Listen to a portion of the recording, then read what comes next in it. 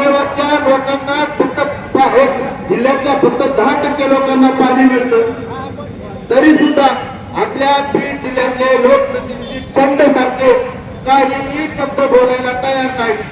विशेषतः आपल्या जिल्ह्यात जायकवाडी धरणातून जो आपल्या जिल्ह्याला पाण्याचा साठा मिळालेला आहे त्यापैकी 50% पाणी हे 50% जलकमी पाणी हे कमी झालेलं आहे, तरी सुद्धा या जिल्ह्यातला एकही लोकप्रतिनिधी बोलायला तयार नाही।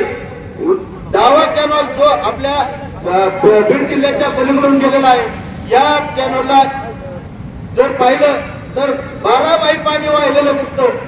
हा जायकवाडीचा कॅनॉल हा नांदेड येथे जातो। बांधवांनो, जर धरण हे मराठवाड्यात असताना जर नांदेडमध्ये एवढं लांब पाणी जातं तर आपल्या बीड जिल्ह्याला का पाणी मिळू शकत नाही? याचं कारण फक्त एकमेव आहे, आपल्या बीड जिल्ह्यातले लोकप्रतिनिधी हे स्वार्थी आहेत। यांना फक्त स्वतःचे काम पाहिजे। आपल्या बीड जिल्ह्यातल्या लोकांना लाडक्या बहिणी योजना केवायच्या याच्यामध्ये गुंतून टाकून शेतकऱ्यांना पाणी नकोय, काही नकोय। हा शेतकरी आपल्या पाठीमागे रात्रंदिवस फिरला पाहिजे, हीच त्यांची भावना आहे। पण या लोकप्रतिनिधींना या व्यासपीठावर जाहीर आवाहन करतो, जर येणाऱ्या काळात तुम्ही जर या शेतकऱ्यांसाठी बोलणार नसताल तर आम्ही तुमच्या घरात